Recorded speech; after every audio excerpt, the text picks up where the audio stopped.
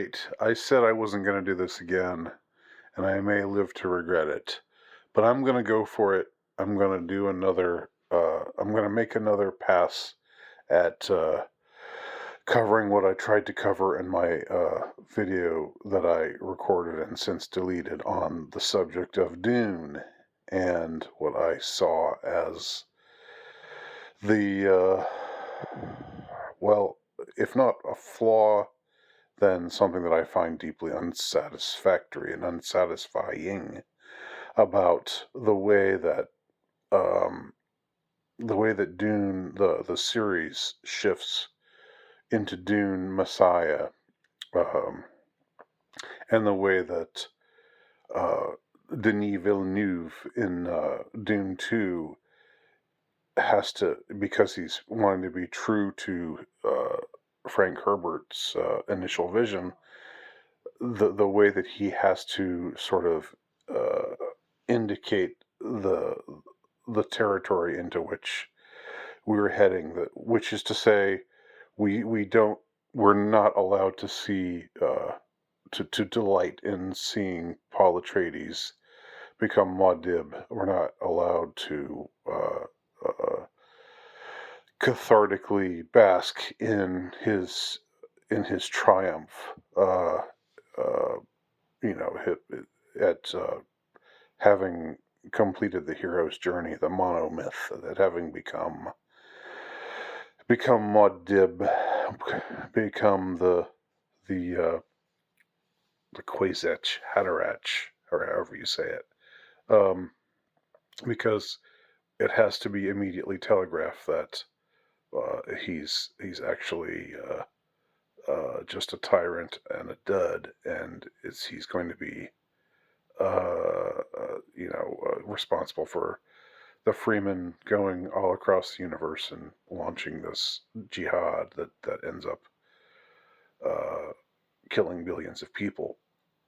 And my problem with that uh, was just somehow that I felt that Dune, the ending of Dune, did not indicate this, did not indicate did not indicate such a dour, cynical take on the character of Paul Atreides. And yet Herbert supposedly wrote Dune Messiah 4 years later out of a desire to correct the people who he felt had misread Dune and had interpreted Paul Atreides as a hero. And in Dune Messiah, he's shown to be uh, this this sort of fraud, um, this sort of tragic somebody who's sort of stumbled into being the villain without fully intending to, but nevertheless has the blood of billions of people on his hands. You know, um, all of that, and I, in that first video, I was commenting on these things and saying that I thought that the problems, the things that people were complaining about the end of Dune 2 were the fault not of Denis Villeneuve, but of Frank Herbert. And Villeneuve was just trying to stay true to Herbert's vision. Now, what I'd like to talk about in this video for the remainder of the time that I'm going to be talking is David Lynch's version of Dune and the ending that he chose for his version of Dune. In David Lynch's iteration of the Dune story, we have uh,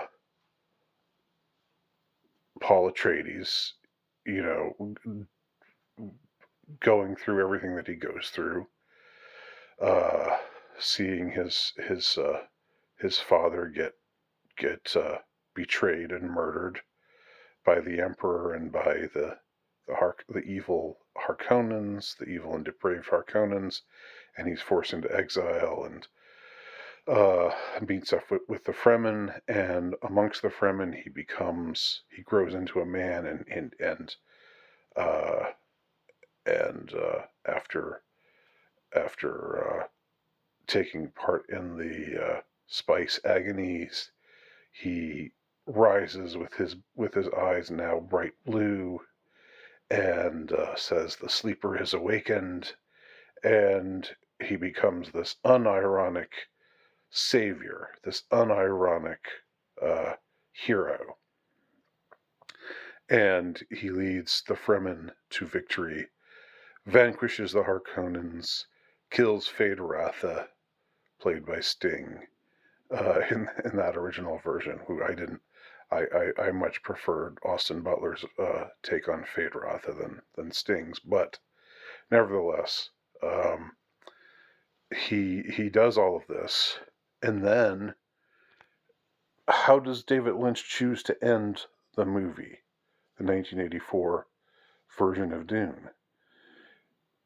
He chooses to end it completely unironically.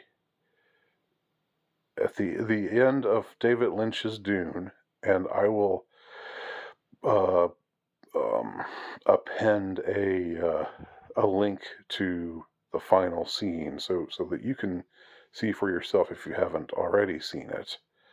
But I did write an article on my Substack page and link to it there as well. But if you just happen to be, I don't know if if this video, like the last one, is going to draw attention from a lot of insufferable people who just want to who just think that they're morally and intellectually superior to others, and because they're Dune fans or whatever. I mean, I just had some real shitheads on that last video chime in, and I'm bracing for them to possibly make their entrance. But I'm thinking this time around, maybe they won't. Maybe this won't go semi-viral. Maybe they won't discover it. Maybe it'll be crisis averted. On the other hand, it's always interesting to hear from people, usually, and it's usually nice to hear voices that I don't usually hear. But it's just it all comes back to how they conduct themselves, and I was just so thoroughly. Uh, um, I was so thoroughly sickened by the kind of responses I was getting, the tone, the the snippy, condescending tone that everybody was taking. All these new people were taking, that I just decided to just put the kibosh on the whole thing. But anyway, David Lynch's version of Dune ends with Paul Atreides saying he's God's chosen, and you can't stop what God has prepared, or words to that effect. You can watch the actual clip below in the description. And then he accomplishes this miracle where he makes it rain. Literally, it's not just making it rain like in a Las Vegas casino type of way, but he makes it rain like rain falls from the sky on this desert planet.